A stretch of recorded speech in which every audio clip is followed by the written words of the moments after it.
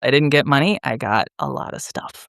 Yeah, and it's funny, like, I personally have used, "You didn't inherit money, you inherited stuff." It's kind of a tagline. Welcome back to the Money Healing Club podcast, the softest place to land in personal finance. I'm Rachel Duncan. I'm a certified financial therapist and art therapist, and I founded the Money Healing Club. It's the best place on the internet to heal your emotional relationship with money. You can find everything at moneyhealingclub.com. Just a reminder, this podcast is for education and entertainment purposes only and does not replace mental health, finance, or tax advising.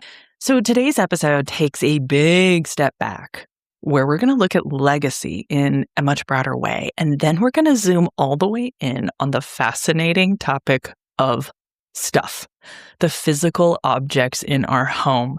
What might be your treasure is someone else's clutter and vice versa. But this isn't about minimalism. This is not just about your clutter. It's about the inevitable inheritance of physical stuff that many of us will one day need to contend with after someone we love dies. But we're also not just talking about stuff and practical tips. There's a little bit of that. We're talking about grief, family dynamics, identity, memory, value, and what happens when life hands you a basement full of, let's say, emotional complexity. And this is a story I know intimately. My mother lived in my home for the last 6 years of her life, and oh my, did she love her things. We moved twice together, and we let go of so much in the process, but it came with real grief.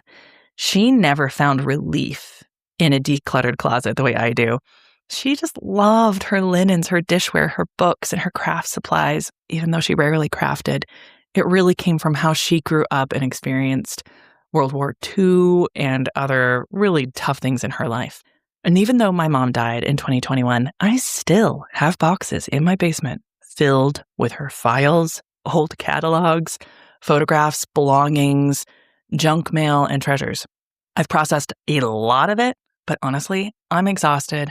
I'm not just emotionally exhausted, like, yes, it's absolutely that, but just the sheer physical reality of a person's lifetime of belongings. There are simply too many things to even sort through in a weekend. So when I stumbled across the Millennial Inheritance Project on social media, I felt instantly seen. It struck such a nerve. I knew immediately that I wanted to bring its creator, Nick Fox, onto this podcast to talk because this experience is so rarely talked about, and yet I have a feeling many of you have lived this too. Nick Fox is the creator and curator of the Millennial Inheritance Project, a fascinating and unexpectedly moving community documenting the very particular experience of adults inheriting, well, not necessarily money. Sometimes it's dishware, glassware, 3,000 baseballs, 15,000 VHS tapes. Sometimes it's Beanie Babies, remember that? And sometimes it's just the emotional weight of an entire lifetime of objects that someone else deeply valued, and now you have to somehow figure out what to do with it all. Nick Fox is a radio person, a husband, and a curator of Millennial Inheritance. And importantly, just a very normal person trying to make sense of this complex issue alongside the rest of us. I loved talking with Nick. We talked about inherited stuff, family dynamics, grief, value, legacy, and why letting go is often far more emotional than we expect. Each generation has really different relationships with their physical belongings. Before we get into the episode, I actually want to do a little reading time. By the way, I love reading aloud. Last night, I just started reading this book, Buckeye by Patrick Ryan. Like, literally, I'm just on the first chapter. And there's a passage where the main character, a young man named Cal in the 1930s, talks about his father named Everett. And boy, did this strike a chord with me. The trouble was the way his father's brain worked, Cal thought. The trouble was also all the stuff. Everett had just barely managed to scrape his family's way through the Depression and couldn't abide by waste. He kept clothes from decades past, his own and what he found. He kept food he was never going to eat, food that had gone bad. He kept magazines, newspapers, calendars, can labels, buttons, matchbooks, pencil stubs, the skulls of rabbits and the squirrels he'd shot and eaten, spools of thread and coils of rope and wire, cast iron skillets and rejected bells and clappers from the defunct bell factory. He kept every make and manner of kitchen utensil he'd found by rummaging through the town dump or through other people's garbage cans. He kept envelopes, catalogs, birthday cards sent to strangers. He maintained no liquor cabinet, but stationed and hidden around the house were bottles of all kinds of booze he'd bought or found or been given as a payment for some odd job. In the backyard were 5 Model Ts, none of them drivable. They'd become receptacles for empty cans and mason jars, for scrap wood and car parts. One car, rolled off the assembly line the year Cal was born, had been turned into a chicken coop. Back to Rachel now. If you've ever stood in front of a pile of inherited things and thought, what am I supposed to do with all of this? Or why does this feel so much heavier than it should? This talk is for you.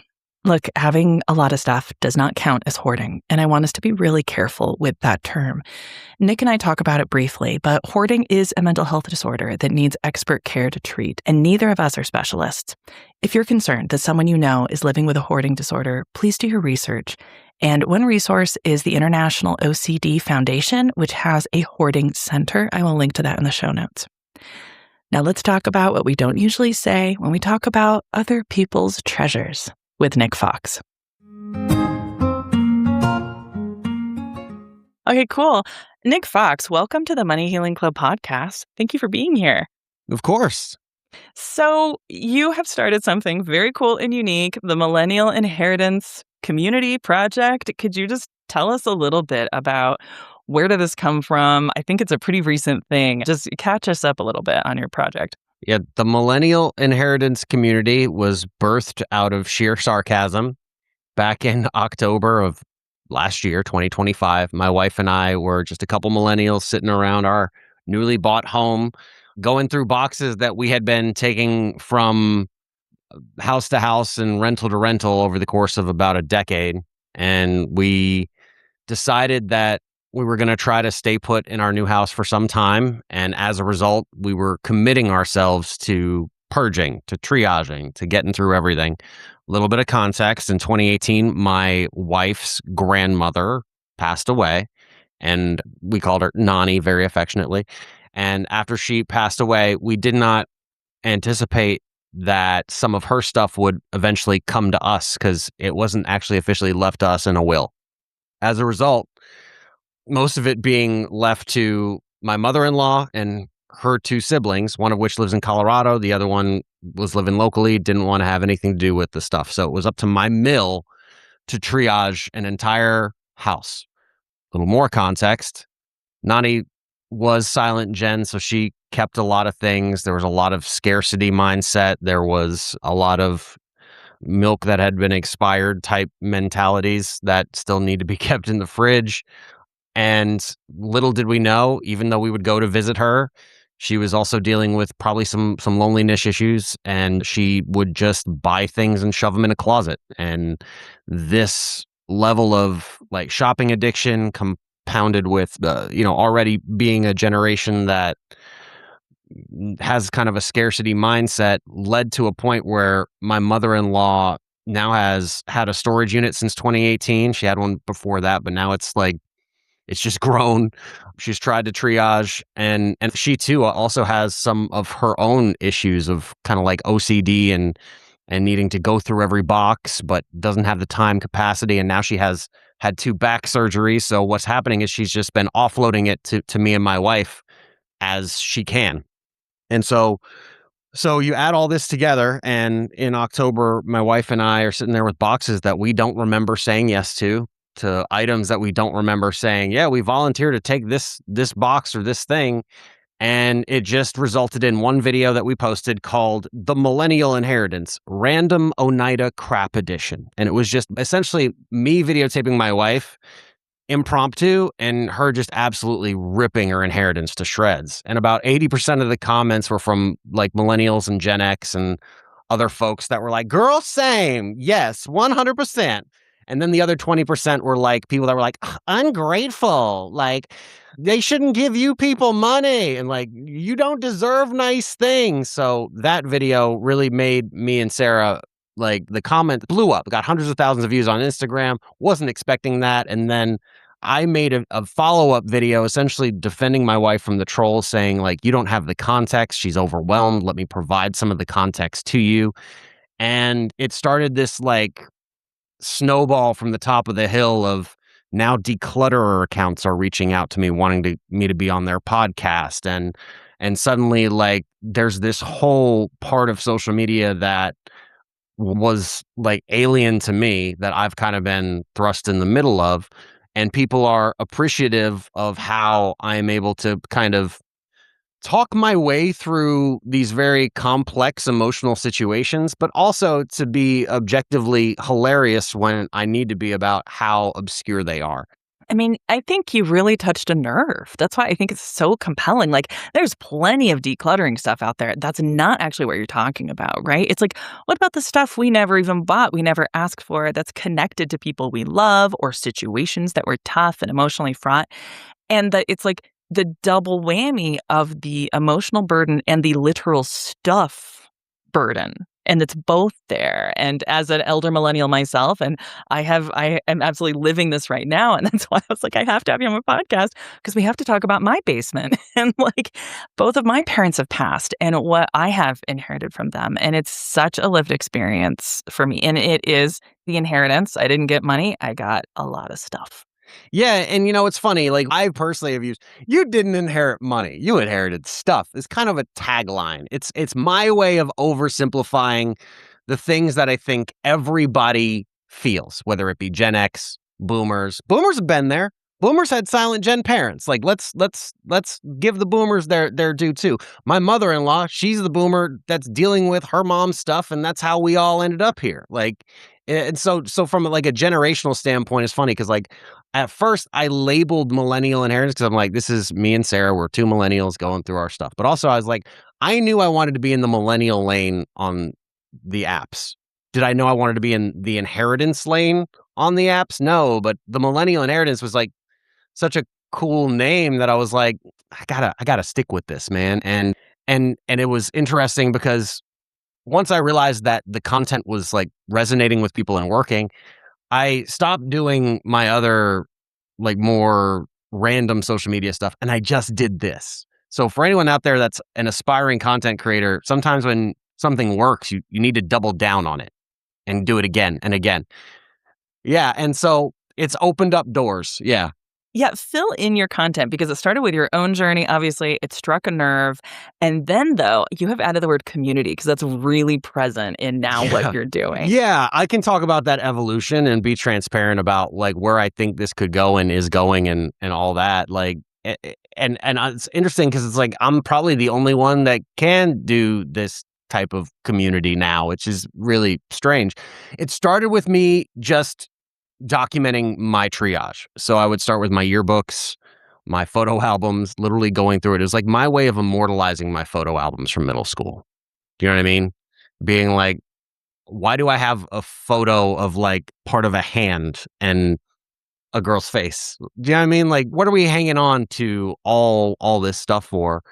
And so then from there, I just kept triaging my stuff. And then when I ran out of like stuff to triage, I was talking to my wife, and she was like listening to my ideas, and my ideas were like a little bit negative. And she was like, "Look, listen, there's enough negative on the internet."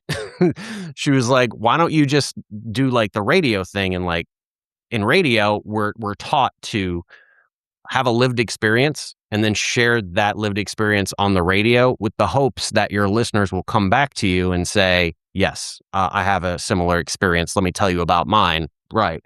And so it's like it starts with you and then it becomes not making it about you. So I started to ask people about their inheritances, and I made a video talking about it, and it was called the Millennial Inheritance Community Submissions, and it talked about the context of what's happened and the fact that a few people had already started to send me their inheritances on social media. And now I'm actually asking to open the floodgates of the internet to say, hey, look, if you have something that you inherited that's weird, send me photos, send me pictures. And that was like late October, early November 2025. And my DMs have not stopped since. It must be tough to choose.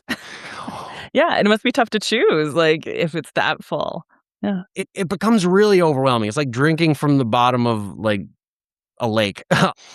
And but it's been cool. You know, like I opted to do this. You know, I asked for this. It's also it's It's the community's ability to be able to like give me content nonstop, but there's more to it than that. And some of the things that have been cool is like I've kind of segmented it out. There's the You Inherited Stuff videos that are designed to provide new people context and invite them into the community. There's the videos that are straight community submissions from people on the internet that found the page, they start sending me their stuff. And then there's our Millennial Inheritance Deep Dives, which covers some of the most commonly inherited items that people get. Hummels, Yadro, Longaberger baskets, dishware, uranium glass. These are all things that we consistently cover. And so as a result of all those things, we've been able to tap into all these different communities, which has probably been, for me, the most fun thing. But I think the community part that you harpen back to is important because I do feel like this is a community, and some of the things that I'm hoping to do in the future would be like a weekly or monthly support group on Instagram or on one of the apps where it's like live and people can talk about their experiences of their triage, because ultimately the thing that has been most gratifying about this experience is making people feel seen. Yeah, I think it's wonderful. Okay, so I'd love to there are some examples, though. Like, do you have a recent example of something surprising or even, like, all-time kind of strangest things or more surprising things? Also, you touched on the emotional stuff, like people inheriting pets Yeah. and things like that. So, like, what give us some greatest hits. Yeah, I think some of the things that I'm most proud of would be my Judaica video, which Rayanne is a community member in the District of Columbia, Maryland, Virginia area, and she just lost her mom in like February, and then her stepdad a couple weeks later. So she had hundreds of Seder plates and hamsas and beautiful and ornate menorahs that had been collected over the course of many years. And her mom used these to teach kids about their faith and essentially to help them get to their bar mitzvah or bat mitzvah. For those of you that don't know Judaism that well, a bar mitzvah is for boys, bat mitzvah is for girls. And so these were, generally speaking, she would use this stuff to teach kids that were some sort of special needs. Rayanne is sitting in her apartment looking around, not knowing what she's going to do with all this stuff, but knows that her mom had this like mission in life, and her mom just wants the stuff to go to somewhere where it's going to be loved. So she found us, she found my page, she reached out to me and was like, I don't know what to do. And this is the first time I ever took a vested interest in helping someone getting their stuff rehomed. And I just said, Jews, we need your help, you know? And so the Jewish community from all up and down the East Coast, West Coast, and even as far as Jerusalem, a museum curator in Jerusalem found my video. And the ironic thing is, a few months prior to this, I did a video on how museums do not want your inherited items. And yet a museum came knocking on the door to get the collection from Rayanne. I think the message is let the museums curate their own stuff. Exactly. 100%. Museums have storage limits. They've got a shoestring budget. They've got all these different things. So I think that's the video I'm most proud of so far. I'm actually currently working with someone that's in Colorado, and she is going through an overwhelming inheritance situation where she inherited 3,000 signed baseballs. And as a result of the signed baseballs, she's got some problems ahead of her, because not only does she have the task of selling the baseballs, which can be extremely lucrative, don't get me wrong, but the problem is, because of all the fakes, the authentication process has become such a lengthy challenge. So I'm working with her to try to put together a really comprehensive video. There have been some weird ones, though, like, and it becomes increasingly weird. Last week I shared a gag gift called a rectal candle alarm clock, which are words that do not belong together. I just watched that because I was catching up. I was like, we have to talk about the rectal candle. So essentially, it was like a gag gift of like, stick this in your butt and light it, and then it'll wake you up in the morning. You're outside of your mind. And like, it looks like it's so old. Like, this is a true antique. Yeah, it looks like it was bought at a gas station in 1954. I gotta wonder that our parents didn't save some of this stuff as evidence. You know what I mean? Right. Well, they'll never believe this existed. Greatest generation was not so great. The greatest sense of humor. Perhaps they were racist and weird, like. Probably. Let's keep this in the basement for my grandkids to know. Speaking of like stuff that's like, oh, off the wall, I have as early as October received photos of racially insensitive dolls. And I haven't done a episode on that yet because I feel like it's deserving of experts on the panel and not just, you know what I mean? Like I could give my take. But then interesting thing happened. Someone started sending me spoils of war, which also made me feel things. So now I'm seeing SS bands and swastikas that were pulled off of dead Nazis that are if I'm ever pulled over by the cops for anything and they go into my phone, they're gonna have so many questions. Do you know what I mean? Like Right. And then, like, what's that gonna do to my algorithm? exactly. I mean and it just being such a right, we're talking in trigger warning Oh yeah, territory. absolutely. And respectfully, we talk about these things to educate. We talk about these things because it brought up some questions that I had for myself going into the series of like, okay, so moving forward from trying to educate people on what to do with these objects, there's two schools of thought. It's like, burn it, get rid of it. It deserves to be off the face of the planet. And then the other school of thought is, oh, hang on. Now we're getting rid of history. And to get rid of history is to forget that history happened. And so these two schools of thought are kind of conflicting. And for me personally, there comes a moment in everything that I talk about where it's like, ultimately, it's up to you.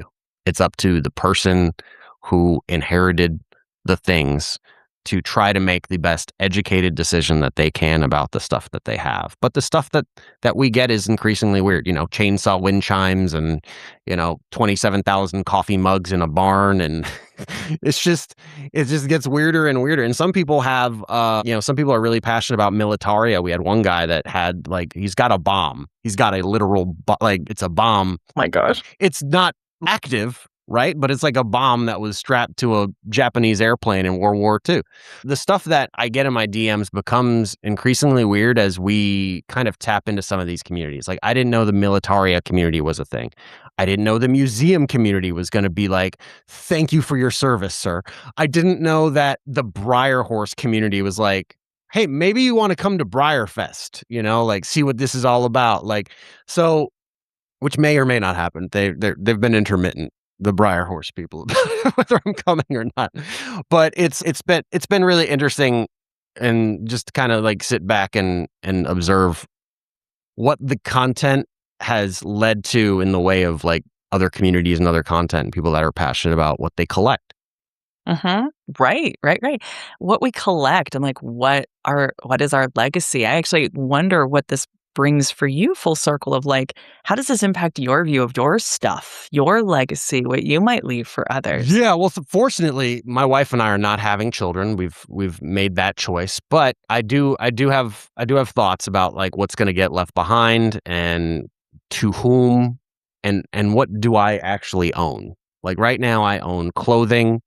I own some computer stuff, and I own a few sentimental objects. Grand scheme of things, I don't own a whole lot, you know what I mean? And as a result, it has put things in perspective for me over the course of my whole life. So I recently got a millennial passed away, and his sister has been triaging his Magic the Gathering cards and Star Trek The Next Generation cards, which are both cards that I grew up collecting. And so as I've gone through the process of creating the videos and talking about how essentially corporations weaponize scarcity, it has put card collecting in perspective. It has put collecting objects in perspective. It has put all these things in perspective, And the first video I did that really shined a light on this and made me realize that I really don't need to be worried about accumulating stuff. I need to be worried about accumulating experiences. The first video was the Beanie Baby episode because Oh, we all lived through that. this was the stock market crash of our childhoods, man. Ty Warner is the billionaire that owned Beanie Babies, and he was not the first person to weaponize scarcity, but maybe was the first person to be like, I wonder if I can get kids addicted to it. You know what I mean? And maybe that wasn't the nefarious thought that he had. Maybe it was just the thing that people were doing in a commercial space. because it happened with all the things that we see in a curio cabinet that our parents collected. Snow babies, porcelain, Hummels, precious moments.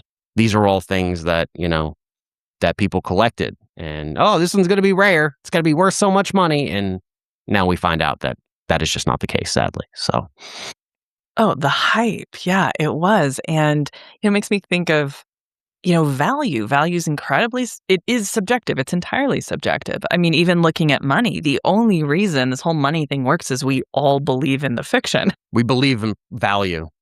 Yeah. Yeah, and it is subjective. And, like my mom was a big reader. She has had thousands and thousands of books. She was living with me when she passed on, and these books were so important to her. But it's taken years for me to say, "Well, they're not my books." Right. She valued them so much, and she was a very, very bright woman, and like intellectual pursuits were really important to her. And I've curated it. I've certainly held on to some of them, but like sort of every year I look on the shelf, I'm like literally like in my living room, where are my books? Like it's all her books. And for me it's been the space of like, well, what do I want my library to be? It's different than hers and it should be, but also the sheer volume of it, the literal physical volume. And I'm a big thrifter. I love secondhand stuff and I want things to be reused. And so then it takes that care. I pulled out, she was a hobbyist of botanic illustration. So she had a ton of botanic illustration books, which are gorgeous. I mean, these are like $80 books. They're like really, really nice art quality books. So, I gathered them all together. I took them to her school of botanic illustration and gave them to them for the library. But again, it's like a fraction. And it's like, there's a weekend gone. At a certain point, while that felt good, I don't have time to do that with everything that had value to her, that has value to the marketplace, not wanting to just burden the thrift stores and the Goodwills of the area, it's simply exhausting when you've got someone's lifetime of things that they valued. And it's a real exercise. And it's unclear. I think it's just slowly evolving for me, like what of this has value for me? Yeah. And that's the right question to ask. When all else fails and you don't understand what the sentimentality of an object was to someone else, you say, what utility does it have for me? Interestingly, this week something happened in the community that made me have an epiphany, and it was someone that they recently tried to have a conversation with their father about like his basement side business that took up everything. And I think every time she brought it up with him, he felt like she was trying to get him to offload everything, like sell it all, be done with your side quest business. And that wasn't the case. So she asked like if I could share her story and yada, yada. And I was like, what if I just made you a video for you and your dad to watch? And I made her a video. Oh, just like a bespoke thing just for them. Just for you guys. Let's see if I can help you facilitate a conversation with your dad using the talking points, using things that we've said. And so I made her a video. And I sent it over to her and she watched it and she was like, this is great. I'm going to use these talking points and try to have a conversation with my dad instead. So she used the talking points from the video and now she's had a conversation with her dad and her dad's like, oh, you don't want to get rid of my stuff? Okay. You just want to document it? You just want to know what's what? Like, well, yeah, we can put a whole weekend aside and we can go and we can take notes and what, so it's like, okay. There may be a market for me doing videos for the community about like trying to help, or at least putting together like here's how to get started with having these conversations, or something to that effect. Yeah. So because it's tough. It's almost like it's like a mediator or hey, we're actually both on the same side. It's like what a mediator does is like, actually we have a lot of aligning interests. We just need to find those. And like, he wants his legacy, his stuff, his interest to be honored. And she's like, I want to honor it too. And I know that I'm probably going to be part of this. And this would really help me.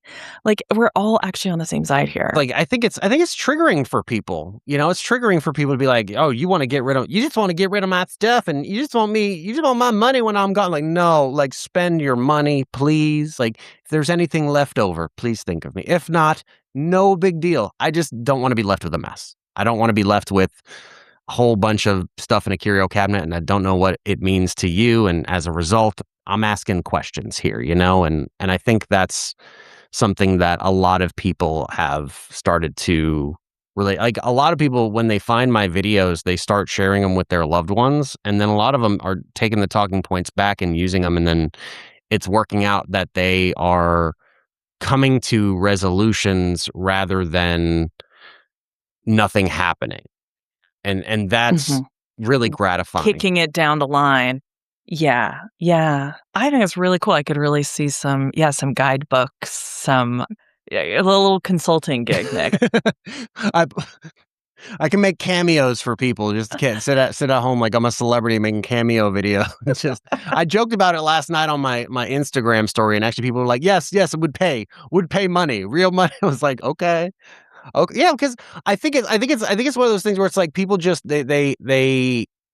I'll give you an example. Sarah, my wife, she is incredibly smart person, but what I've seen with her is people that have known her whole life can't differentiate the person that she was growing up with the brilliant woman she's become.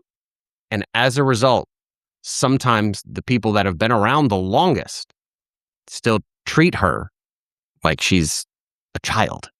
That's kind of what our families tend to do. They're slow on the uptake. And I don't know if this is something that's, and you can speak to this, but do you think this is something that women experience more than men? Because I've experienced it. Don't get me wrong. I have felt like in with certain family members, oh, they've put me in this little box. Like you've experienced it with employers, right? Everyone experiences it with an employer. Like you stay in your lane, you stay in your role. We don't want you. You stay right where you know. But sometimes our parents do it too, and I think that's what makes it sometimes harder to have a serious conversation with someone when it's like the roles are starting to change from, at least from me being the child to me being the parent. Well, I think stepping back, I think it's more of like a family dynamics thing than a gender thing, because I think different families are different. It's more about like how do different families handle boundaries? Yes. A family with rigid boundaries has a hard time updating. Like, well, no, you're the, whatever. Like in my line of work, people say, well, I'm the big spender. Well, who told you that, right? It's like, oh, I have this role in my family and I'd like to change that role. And it's difficult when I'm always seen as someone I was 10 years ago. So that tends to be families with really rigid boundaries or sometimes super diffuse boundaries. And it actually healthy boundaries are that I exist, you exist, my experience exists, your experience exists, and I'm seeing you in real time and allowing that to happen. So I think families that have healthy boundaries actually track the maturity level of everybody, maybe a little bit better. And I think also what you're talking about, I think there's a name for it and there's a term for this, but when, it's kind of the parentification of the adult child as our elders lose capacity, whatever happens, aging is tough. At what point we take our parents' keys. I had to take my parents' keys at 38. And it is awkward. Yeah. It's very awkward. And it's tough because they're still your parents, but they're actually less capable in the world than you are as more of a the fully functioning adult. And I think first off, we don't talk about it enough, that it's a process. Look, if any of us have living parents, these conversations are going to have to happen where you might be the more, quote, capable person in the room and having to make some of these decisions or having to collaborate with them in a way that they've been the boss. They've been the boss this whole time. And especially working financially, you are probably going to have to be dealing with your parents' finances at some point. Have you ever talked with them about their finances? Will they let you talk with them about their finance? Is that too big of a boundary for them? Yeah, but it has to start because just like the stuff we have, just like the 3,000 baseballs, the elders, if they have, money, assets, stuff like that, where is it going to go? Your kids are going to have to deal with it. And it's not a one conversation, it's many conversations, but to start pulling in that support system now is going to help that inevitability when that does happen. Absolutely. Yeah. It's important to, I think, for parents to just encourage them to be open to those conversations because they are hard. No one wants to think about when they're going to die. We don't want to think about when our parents are going to die, but I'm going to die. Do you know what I mean? Like, it's almost taboo to talk about. I am going to die. Death and taxes. There's death and taxes, two certainties in life. Unless you're a billionaire and you find a way to, but that's neither here nor there. You got a really good accountant and all your money's in stock. Sure. Okay. All of it. So I think that if parents are more open, and not only open but proactive to having those conversations with their kids, I think we'll be a lot better off. And with the impending transfer of stuff and wealth that we'll see in the next 20 years from baby boomers to millennials and Gen X as they start to go on to glory, I think that it's even more important that we know in advance, like, hey, this is what's set up for you and your siblings. Because here's the thing, if your parents are gonna wait until they're dead to have the conversation about who's getting what, right? Like, they're not gonna be around, so they don't really care. But that also doesn't give you a whole lot of room for negotiation around things. And on top of that, it gives them an out for favorites. It can. Yeah. I'll just keep it a secret. I'll keep it a secret till after I die and you guys deal with it. I mean, yeah, right. Because families are very complicated in that way. Yeah, absolutely. And I think it's a way to avoid the uncomfortable conversation. And we don't want that. Right. We don't want that. But can that get bridged? And there are people, there are estate lawyers who can help in this conversation. There are mediators who can help because hey, if anyone listening to this feels like they have a dysfunctional family, you are not alone. It gets really complicated, especially when there's money, stuff, meaning, identity all wrapped into it. It can be really tricky. And there might not be one straightforward solution, but it's worth a conversation. Just like we were saying, actually, we all have aligned interests probably in this. Yeah. What would you say, Nick? And I know you're kind of this whole thing has happened so quickly for you and you have such wisdom already. If there was let's have two sort of bits of advice. One is for maybe the older generation who does have a large collection of things. And then another message to their adult children who are probably going to have to be managing these things.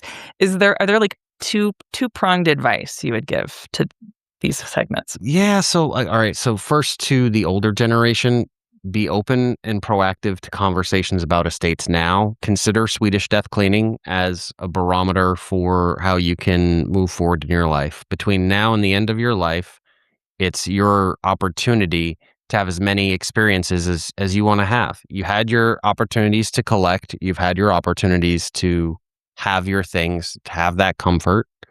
Consider stepping outside of your comfort zone in some way, shape, or form. That's the first thing to them, and to the millennials, and to the people that want to have the conversation with mom and dad.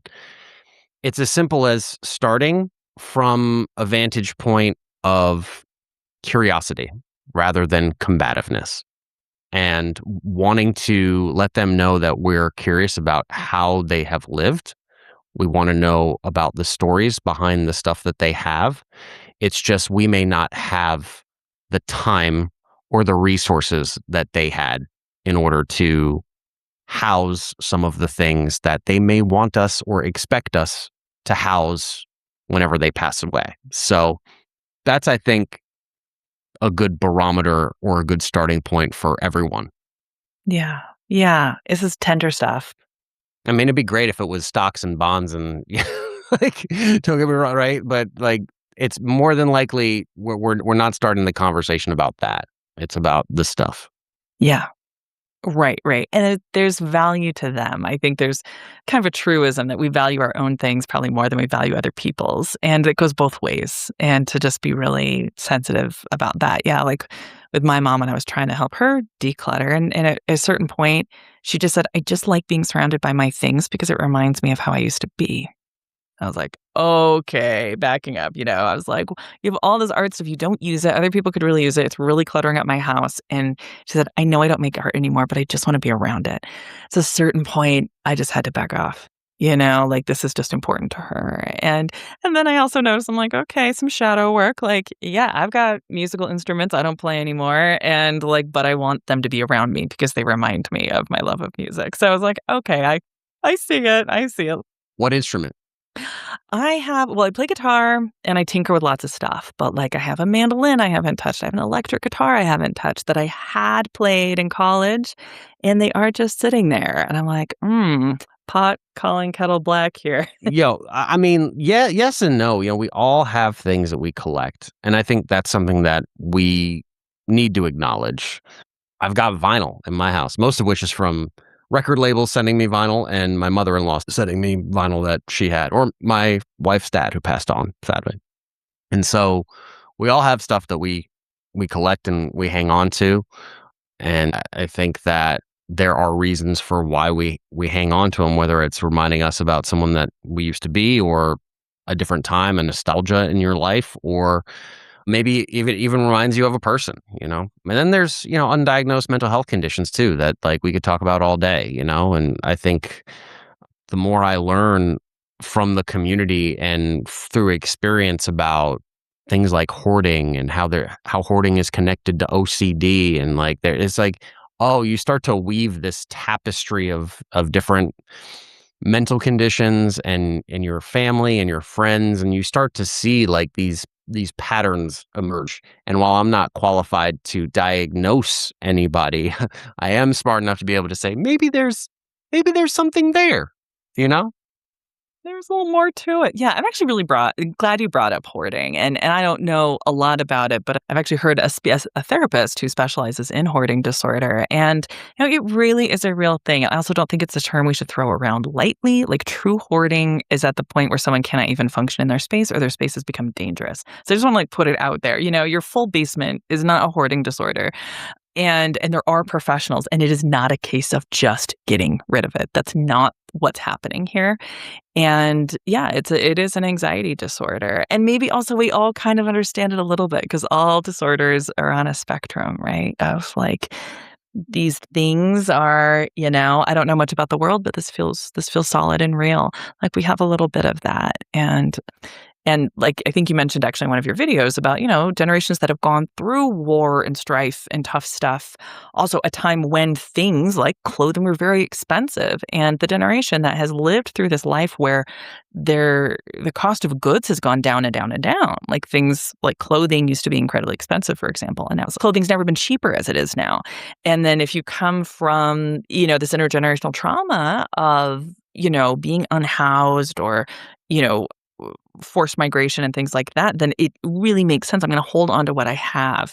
But then lo and behold, here comes consumerism and Walmart. And, it just fuels that fire of that need to feel secure. So from a mental health standpoint, it's actually really understandable. And like we can see the logic of how these basements and garages have gotten just packed to the gills. Indeed. It's interesting. I do get a lot of people accusing relatives of hoarding just by sending me their photos, and it's like a full garage. I'm like, nope, sorry, that's not hoarding.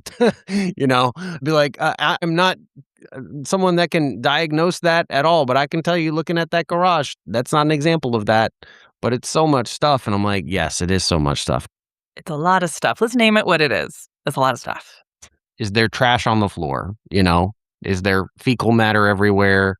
This is when it starts to get more layered. And I'm not saying that that's for every hoarder either. Obviously, I'm not qualified to make those determinations. But yeah, we have to be careful. I have to be careful about mentioning autism now because it's interesting. For a long time, and it seems like the word tism itself is so kind of thrown around now by our generation on the side of like, well, we're starting to realize that ADHD was sometimes AUDHD, and then this, that, and then I've started to realize personal things about myself and about my family medical history that I look at now, and I'm like, oh, there may be a little bit of tism in me, and it's always around, if I have to break my routine, I have a come apart. And so one of the most common, the reason I bring this up is not to trigger anyone with autism, but is to say that one of the most common comments that I see in my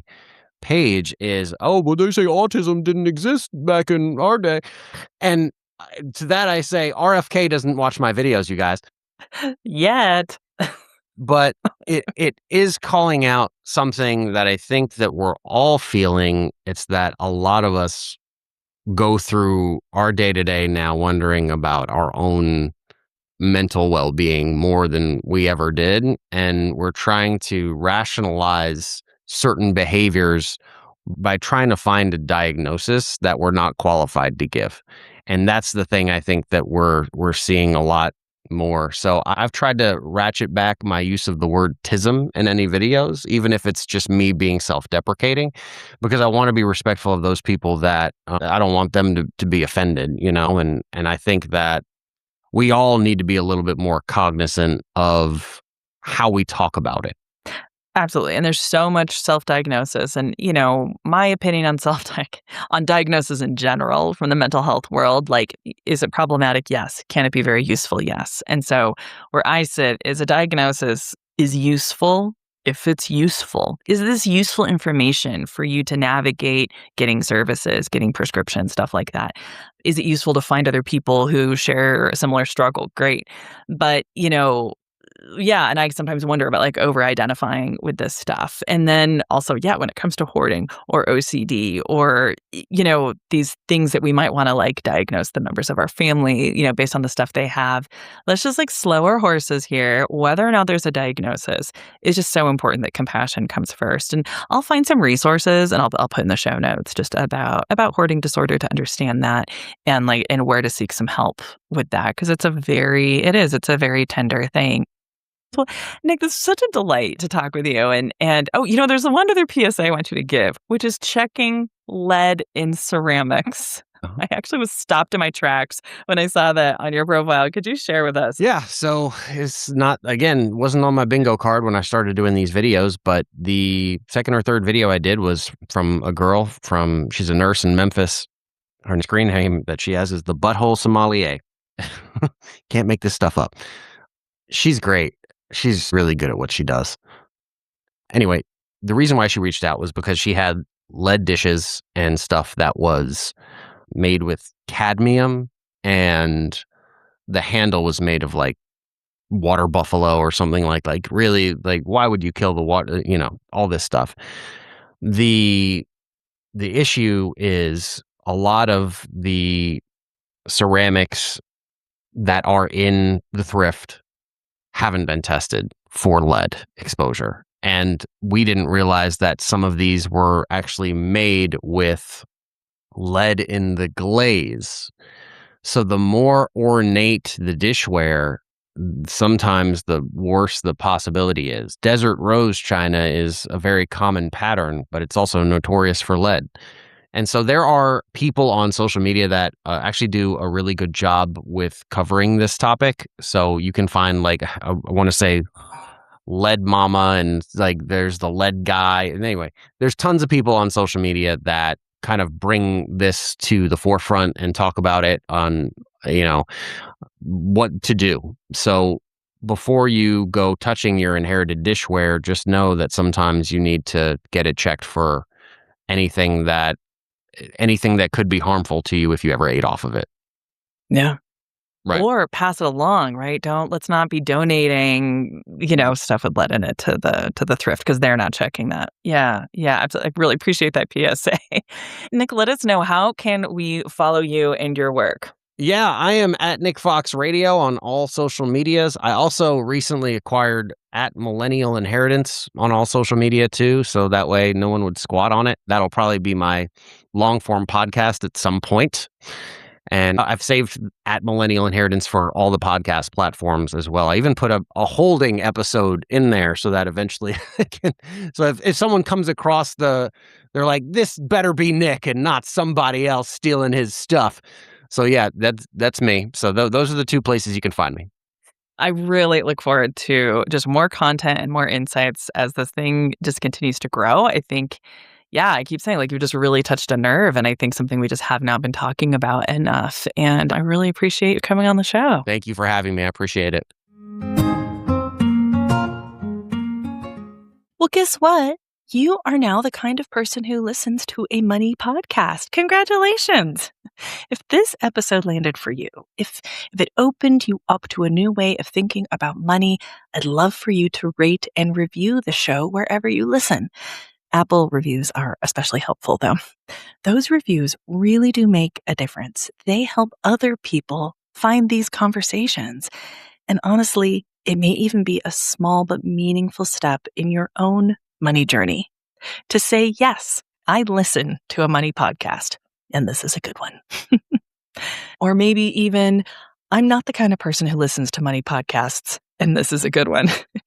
We are also always looking for new listener questions and stories to feature on an upcoming episode. Go to moneyhealingclub.com/podcast and scroll down to the big orange record button. I want to hear your question or story.